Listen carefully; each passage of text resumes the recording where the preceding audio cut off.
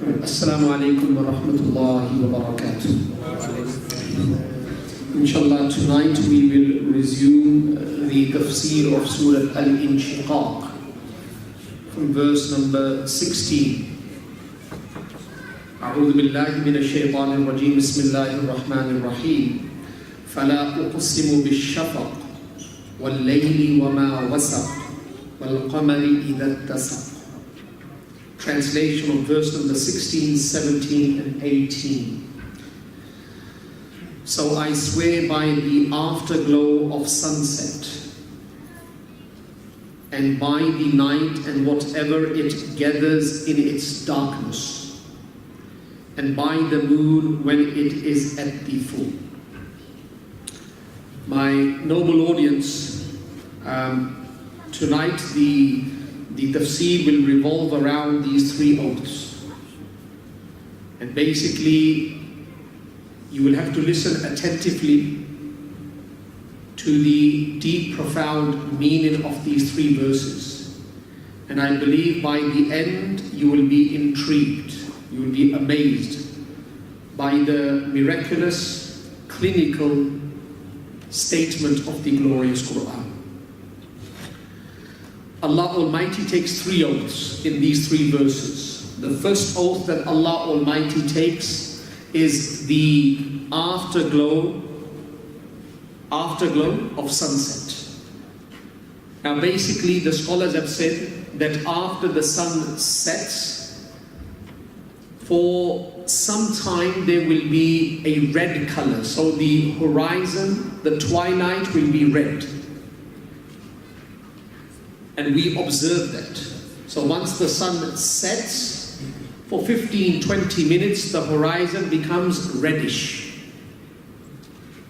Then after this red color, the horizon becomes white, the twilight. And then the white color is replaced by the darkness of the night. Now basically, there's a hadith in Muslim in which Nabi Kareem Muhammad sallallahu alayhi wasallam has said that the time of Maghrib is valid ma lam yaghbi shafaq. Ma lam yaghbi shafaq. The time of Maghrib is valid until shafaq. Now shafaq means twilight. And in Arabic there are two, or in Islam there are two kinds of twilight. Shafaq ahmar and shafaq abyad. The red twilight and the white twilight. So according to Imam Shafi, Imam Abu Yusuf and Imam Muhammad, the meaning of ma lam yaghbi shafaq, that is the hadith of Muslim, that the time of Maghrib is valid until shafaq, they take shafaq as shafaq ahmar. They take it as shafaq ahmar, meaning that the time of Maghrib will be very, very short, 15 or 20 minutes at the max. So Imam Shafi rahimahullah, Imam Muhammad and Imam Ahmad, Imam Muhammad and Imam Ahmad jointly are known as Sahibayn, the two students of Imam A'zam, Imam Abu Hanifa. They are of this opinion that the time of Maghrib is valid until Shafaq Ahmar. Once Shafaq Ahmar is replaced by Shafaq Abyad, the white twilight, the time of Maghrib ends.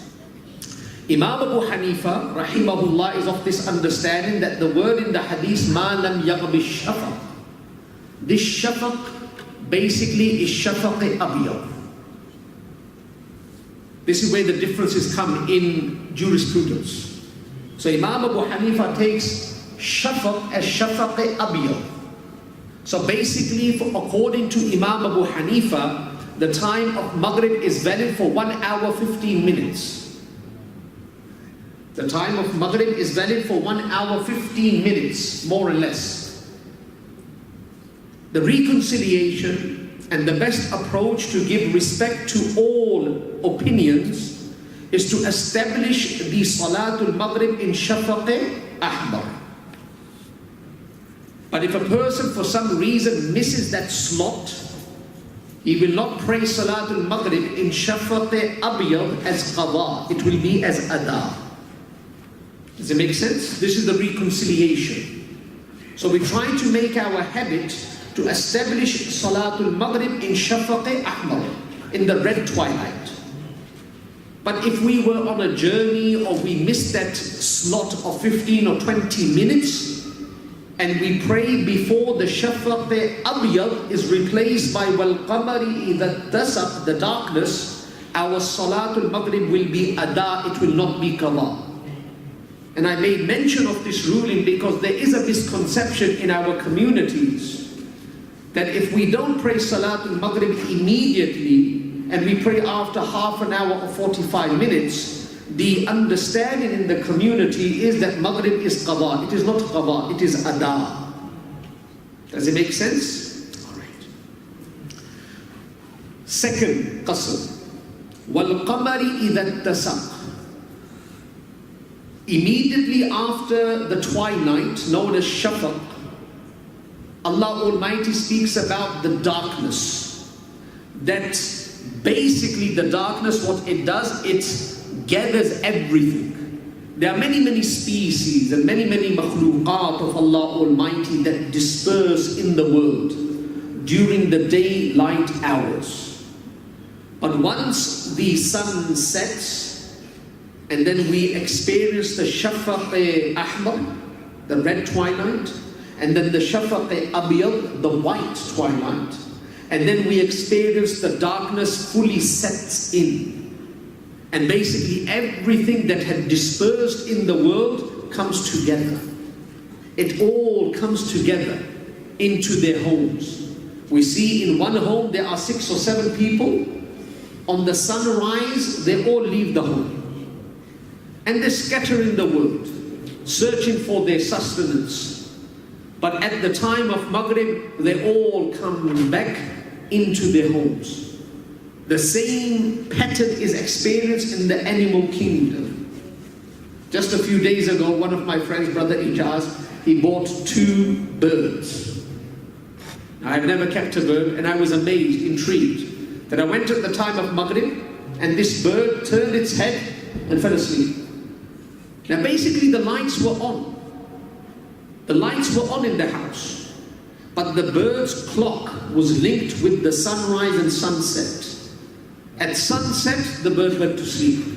And after a few moments, I was even more intrigued and amazed that it picked up one leg and it was standing on one leg and it was sleeping. Actually. So when it falls into a deep sleep, it picks up one leg and it places all its weight on one leg and it falls asleep. I was like, Wal Qamari Idha Tasaq. Third. The third one, Wal Qamari Idha Tasaq. And by the moon when it is at the full. Now as we know, when the night settles and things that dispersed came together, and those that were still and immobile in the day, they become active. There are many nocturnal animals in the world. And nowadays there are many nocturnal human beings. They work throughout the entire night. Many human beings work throughout the entire night. In my own house, on the clothesline in the back of my house, there's an owl, Ullu. Every day it comes and it sits there. And all night it is looking. It doesn't fall asleep, it's nocturnal. So there are many creatures in the animal kingdom, and there are many insan that are nocturnal. But what Allah Almighty says, Wal Qamari Idha Tasaq, and by the moon when it is at the full.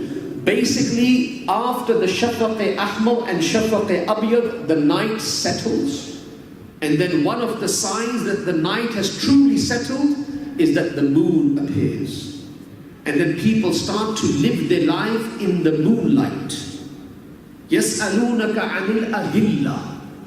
In Surah Al-Baqarah, there are a few questions that Allah Almighty has made mention of. يَسْأَلُونَكَ عَنِ الْمَحِيضِ يَسْأَلُونَكَ عَنِ الْأَهِلَّةِ يَسْأَلُونَكَ عَنِ الشَّهْرِ الْحَرَامِ. So if you study Surah Al-Baqarah, there are a few questions that the Sahaba posed to the Nabi of Allah, that Allah Almighty made mention in the Quran, and there's only a few.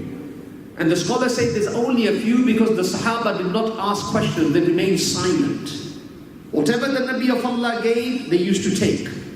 If there was something that was very much bothering them, then they used to wait for somebody to come from outside the city who may not have the etiquettes of approaching the Nabi of Allah, and they wanted him to pose the question. And if no one came, then one Sahabi, trembling, used to pose the question. First of all, they didn't ask.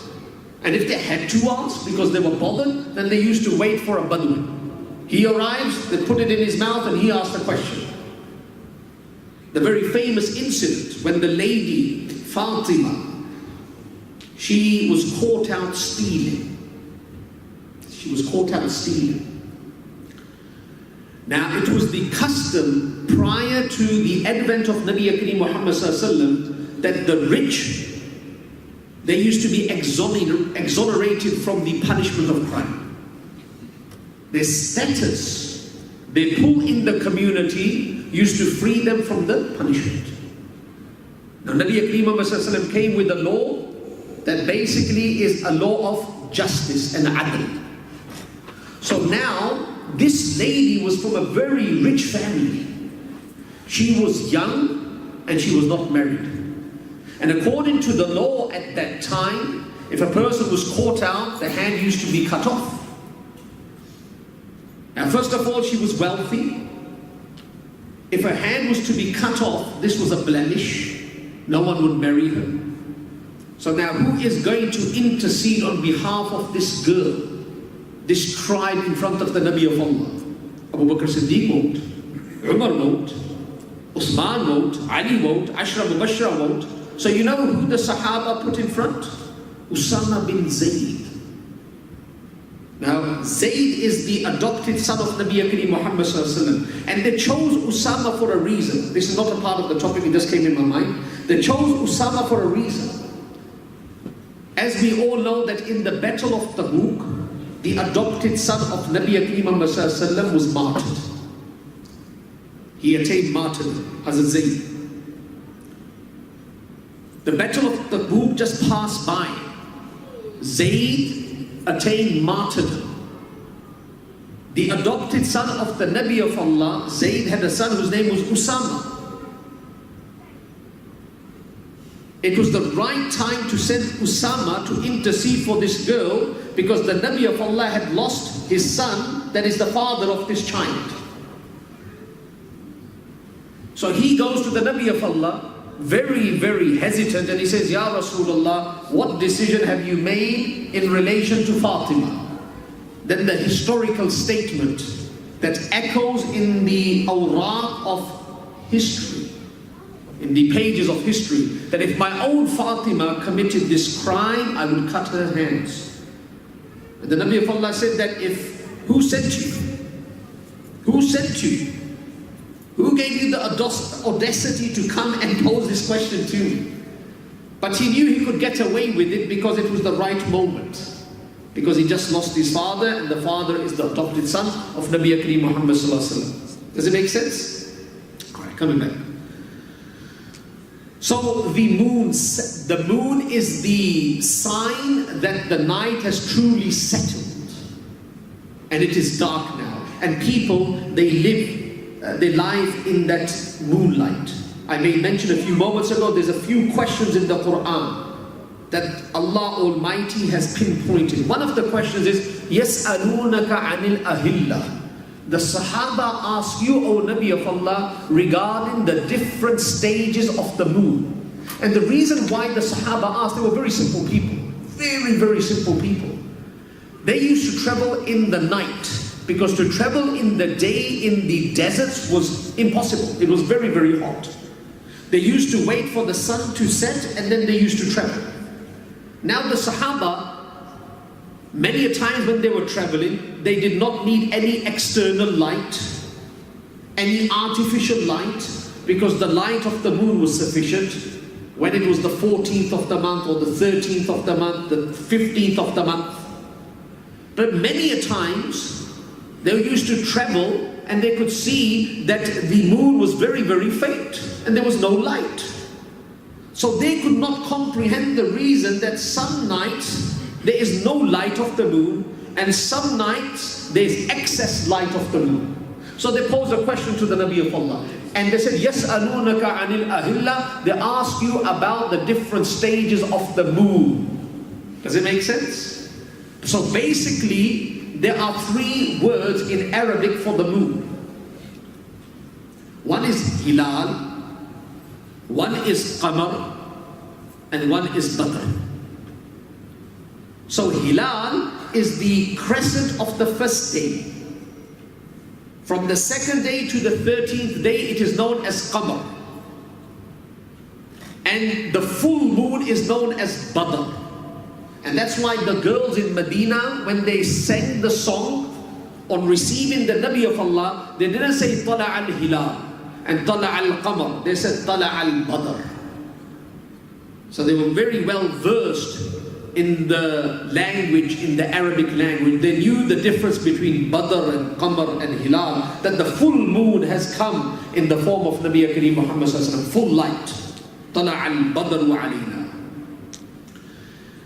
And that's why Nabi Kareem Muhammad sallallahu alaihi wasallam said, if a person will fast on the 13th, 14th Badr, and the 15th of a lunar month, it is as he has fasted for the entire month. من جاء بالحسنة فله عشر أمثالها. السلام عليكم. ومن جاء بالسيئة فلا يجزى إلا مثلها. That the Nabi, Allah Almighty says that if you commit to one good deed, the minimum reward is 10. So the Nabi of Allah says that if you can fast on the 13th, 14th and the 15th, that is 3 days in the month, it is as you have fasted for the entire month. And this is where the Tablighi Mashayikh, they get the 3 days of every month. That if we spend 3 days in the path of Allah, it is as we have spent the entire month in the path of Allah. 3 days. 3 days are very, very important.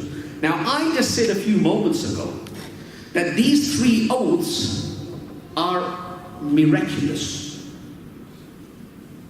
Now you're going to say, what miracle has Imam Uzair related a few moments ago? No, the miracle is to start now. Why did Allah take an oath of, number one, Shafaq, the twilight? Why did Allah Almighty take an oath of the night? And why did Allah Almighty take an oath of the moon and the order? I want to skip to the next verse and then I'm going to come back because we do have time. Allah Almighty says, لَتَرْكَبُنَّ طَبَقًا عَنْ طَبَقٍ.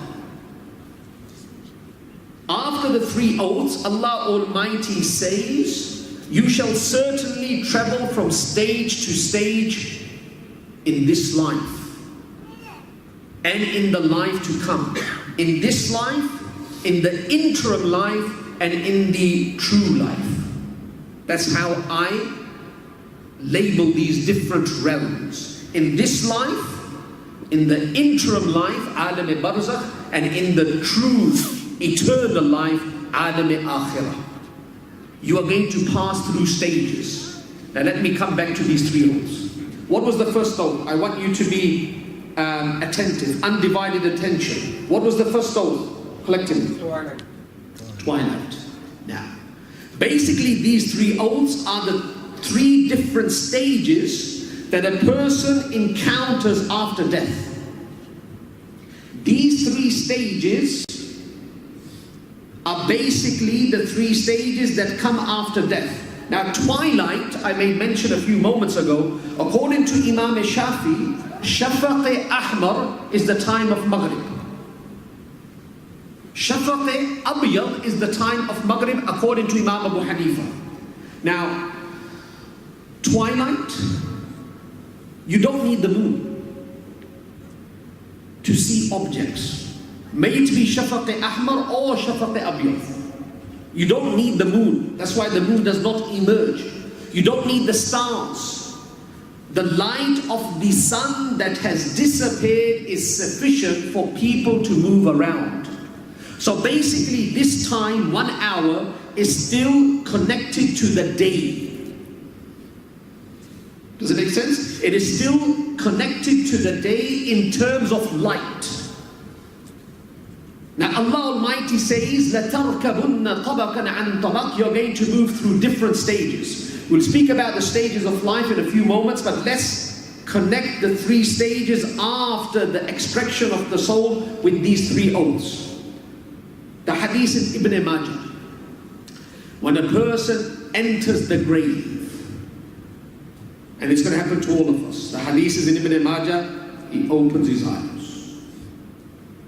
And he is facing the two angels. The Munkar Nakir or the Mubashir and the Bashir, they're going to question him. You know what he says? He says, Da'uni usalli. Da'uni usalli. Leave me, I have to pray. For him, in the grave, when he opens his eyes, it's the time of Asr. To him it will feel that the sun is setting and I'm going to miss out on Asr. And the time of Maghrib is going to enter. So Nabi Kareem said, the believer will say, Du'awni usalli, Du'awni, leave me, move away, let me pray. So basically the first oath is of twilight. I made mention that twilight, there is sufficient light and you don't need the light of the moon and the stars. So basically, partially it is day and partially it is night. So basically when this person goes into the grave, he still has a very strong connection with dunya, partial connection with dunya and partial connection with the interim world. Does it make sense? So first stage has a very strong connection with the first oath. Does it make sense? Da'uni usalli. My Shaykh, Mawlana Musa Khan Sahib, rahimahullah, when he was giving us the commentary of this, he said basically when a believer will open his eyes in the grave, the first fikr that will take control of his mind would be the preparation of Asr. And basically, this will be a reward for establishing Asr. And this will take the mind away from the Hisab Kitab, from Man Rabbuka, Man Nabiyyuka, Man Ma Dinuka. If a person knows that he's going into the theatre room and that's only what he is going to do, there's a lot of tension, butterflies in the stomach. But if there's something else in the mind, it diverts the attention, it releases the anxiety. So his mind will be focused upon the preparation of Asr. The questions will be shot at him, Man Rabbuka, Man Nabiyyuka, Ma Dinuka, and in a very subtle manner he will reply to them. Second oath. What is the second oath? Wal-layli wa ma wasaq. Wasaq basically means to encompass everything. The night takes over. Now after a substantial time, this person will realize that he has cut off from the artificial life, the artificial world. And he will realize that this realm does not demand the preparation of Asr. It does not demand the preparation of any ibadah. I do not have to establish Asr. He will realize that after some time. And now he will start to focus upon the life that he lived and the goods that he has brought in this waiting room. فَمَنْ يَعْمَلْ مِثْقَالَ ذَرَّةٍ خَيْرًا يَرَى وَمَنْ يَعْمَلْ مِثْقَالَ ذَرَّةٍ شَرًّا يَرَى. So now he will completely disconnect from dunya.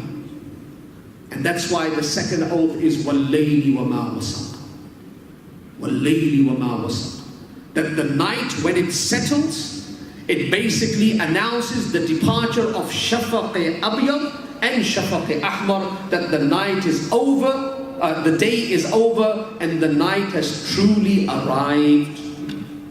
Does it make sense? The second stage with the second oath. Third one now. وَالْقَمَرِ إِذَا اتَّسَقَ. And the third oath is the moon. The moon. And basically I made mention Hilal, Qamar and Badr. And Badr is the full moon. Now when the moon arrives, basically the darkness that a person experiences after the departure of Shafaq-e-Abyad to the emergence of the moon, there's darkness. That moon and the light of the moon allows us to move around as we used to move around in the light of the sun. Now Allah takes this oath to make a very strong statement that yes, you have disconnected from the world, you have entered the waiting room, you have understood that you have no connection with dunya, but the moon arrives, and the moon is the day of reckoning, where everything that we have done becomes clear and clear to us. Everything that we did, verbally, physically, will be known to us. Now do you understand the three oaths? So the first oath, second oath, third oath basically is connected to a stage after departure. The first stage, the second stage, and the third stage. Now Allah has taken these three oaths to emphasize the point, لَتَرْكَبُنَّ طَبَقًا عَنْ طَبَقٍ. That we're going to move through different stages. We should not be deceived. I was trying to find an example from my mashayikh that could give us, because they say that mithals, examples, make the matter crystal clear. And one of these scholars, Maulana Ashraf Ali Thanwi, the way he used to give mithals, examples, was amazing. He's known as the Imam of mithals, examples, parables. And I was reading through his Malfuzat, and I came across a beautiful example that he gave. And I believe this will resonate with each one of us. And we can take it back home. And this basically encapsulates the three oaths and the subject of oath. Qasam and Jawab al-Qasam. Qasam, Jawab al-Qasam, the subject of oath. لَتَرْكَبُنَّ طَبَقًا عَنْ طَبَقٍ. He says there was a person, a tajir, a tradesman, a business person. He had many goods. So we will use two cities of Australia, Brisbane and Melbourne. Say this is the tradesperson. He has many, many goods. And he travels to Melbourne with the intention that he will sell those goods in Melbourne. And with the profits, he will return back home. And he will enjoy the profits. Now, I was in Melbourne a few weeks ago, 2 weeks ago, and they say that Melbourne has a European touch. That's what they say, it has a European touch. I couldn't see it, but they say it has a European touch. Which is both born in London. But they say it has a European touch. So this person, he has never seen Europe. Born in Australia, he takes all his goods to sell in Melbourne. He arrives in Melbourne, and when he sees the tram, and he sees the nightlife in the city, and he sees the MCG, and he sees the street of coffee and food, and this and that, he forgets everything. So what he does is, he sells those goods, and he uses the profits of those goods in Melbourne. He forgets about Brisbane. He forgets about return. So he spends everything in Melbourne, ayashikan, drinking throughout the night, hiring the services of women, so on and so forth. This is what he's doing with the wealth. And when the wealth runs out, the profits run out, he has to return. So when he returns back, his wife is waiting. His business colleagues are waiting. He said that you took so many goods, what did you do? Where are the profits? Now he has nothing to give them except the package of regret and remorse. Lost it.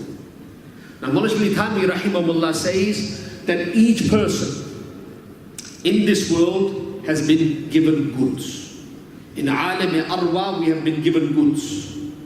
We have been given the seed of taqwa, the seed of iman, the seed of sabr, the seed of shukr, the seed of zuhd, the seed of truthfulness. We have been given so much good. فَأَلْهَمَهَا فُجُورَهَا وَتَقْوَاهَا. And at the same time there are many, many weaknesses, but we have been given a lot of good. And basically the ummah of Nabi Kareem has been given more seeds than any other ummah. And that's why the Nabi of Allah says the Fir'aun of this ummah is greater in animosity than the Fir'aun of Musa. Fir'aun ummati ashad. The Fir'aun of this ummah, Abu Jahl, is greater than the Fir'aun of Musa. The ulama have understood this, that a person has the potential to excel, may it be in the path of good or in the path of bad. The greatest enemy of Allah in the time of Musa was Fir'aun.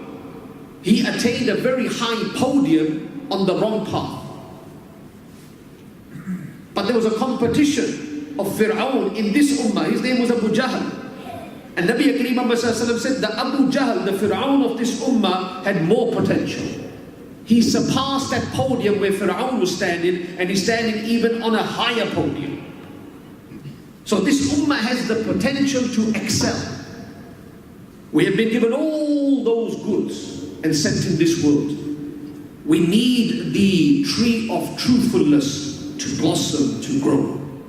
It is initially a shoot that germinates, sprouts, and then turns into many, many different kinds of fruits. We need each good seed to blossom. But if we come in this world and we get caught up in the glitter, the glow, the pomp of this dunya, and we use everything in this dunya, and then when the trumpet is blown, our trumpet, the trumpet of life is blown, we will return back empty-handed. And the only package that we will have is regret and remorse. Regret and remorse. And that's why it has been said that on the Day of Judgment, people, when they make a mistake, we've seen this many a times, or they are in a state of anxiety, they start to bite their nails. And I've seen this many a times at cricket matches, especially when Pakistan and India play. So this is what they do.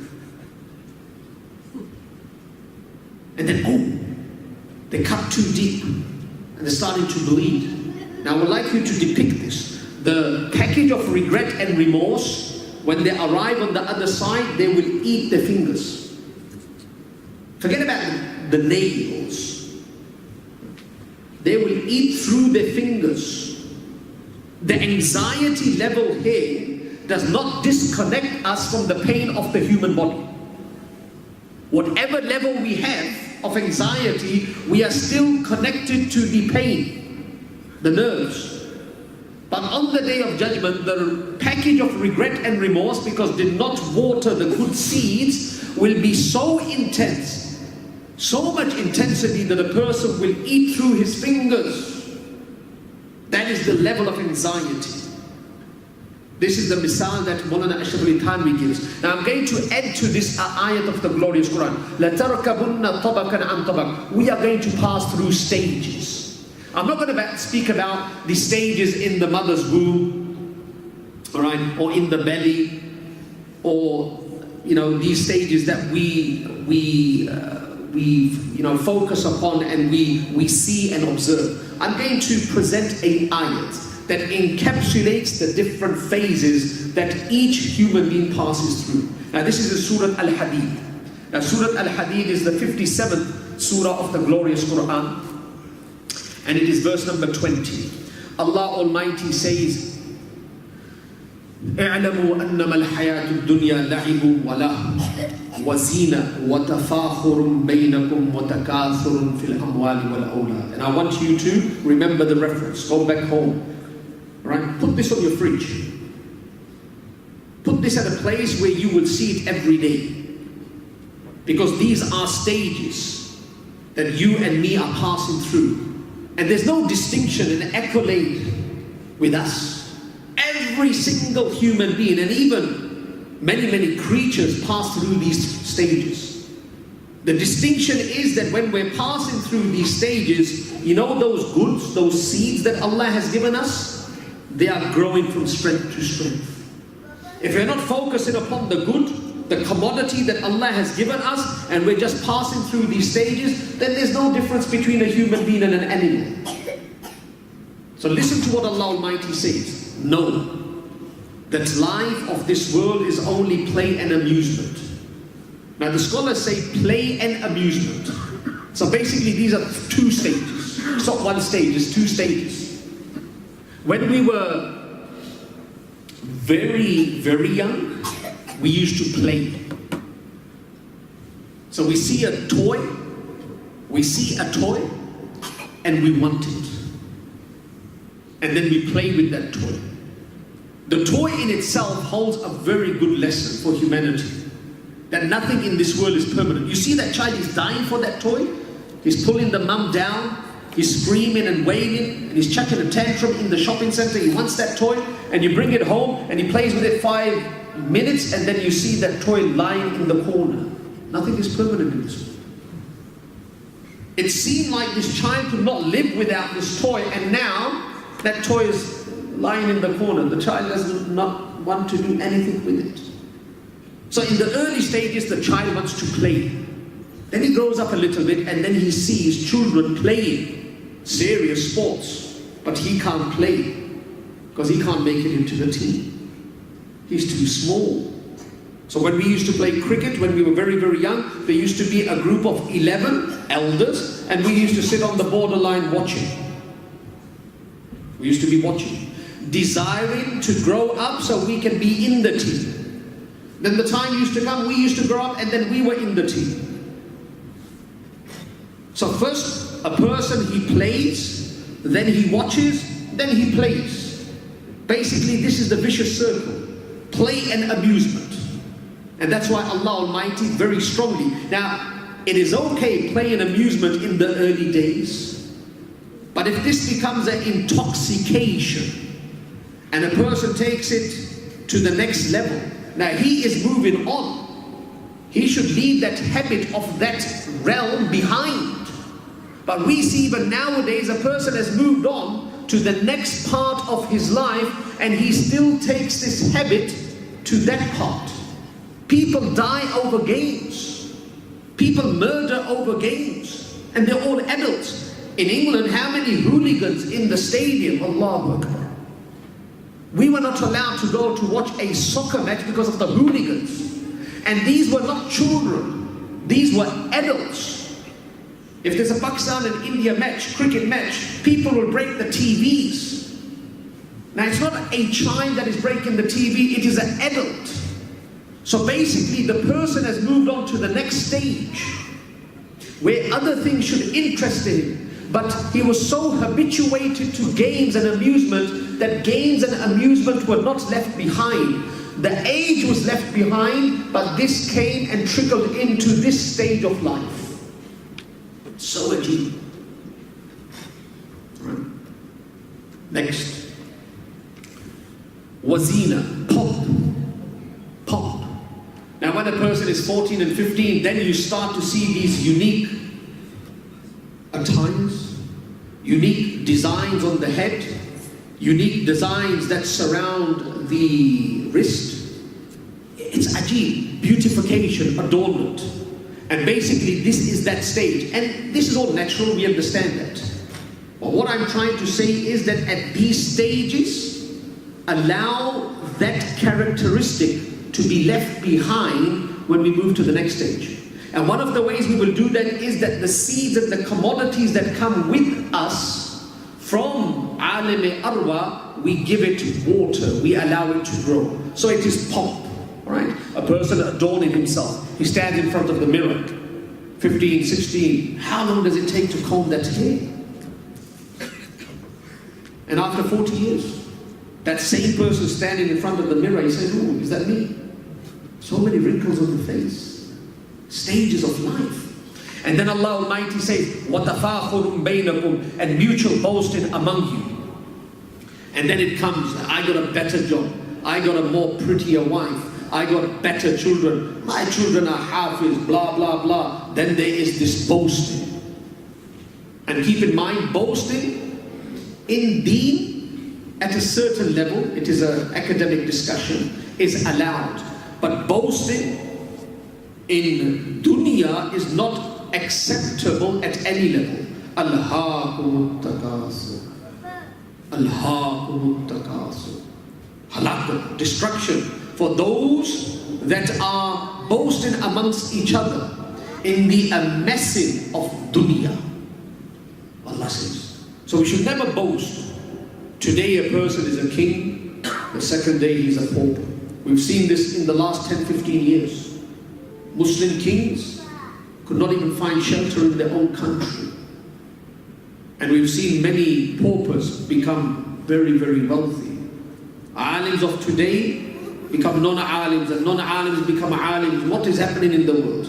So, وَتَفَاخُرٌ بَيْنَكُمْ. Yeah, people will boast. And these are the different stages. And rivalry in respect of wealth and children. We've run out of time. But basically, I think you've got the message of the 3 oaths. But Allah took these 3 oaths to emphasize one point. And in Arabic we call it jawab qasam, the subject of oath.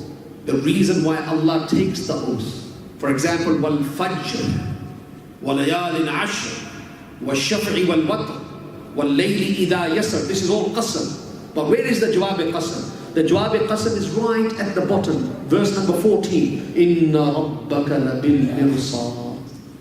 Verily Allah is ever watching.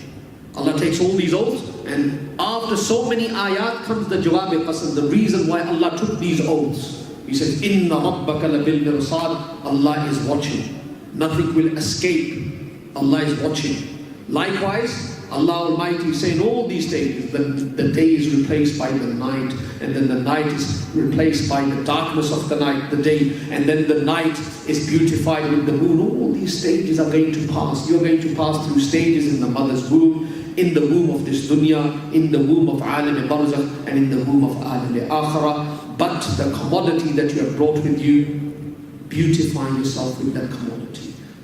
Allow it to blossom and grow from strength to strength. Allah Rabbul Izzati wa Tawfiq. Subhanallah wa bihamdika ashhadu an la ilaha illa ant astaghfiruka wa atubu ilayk.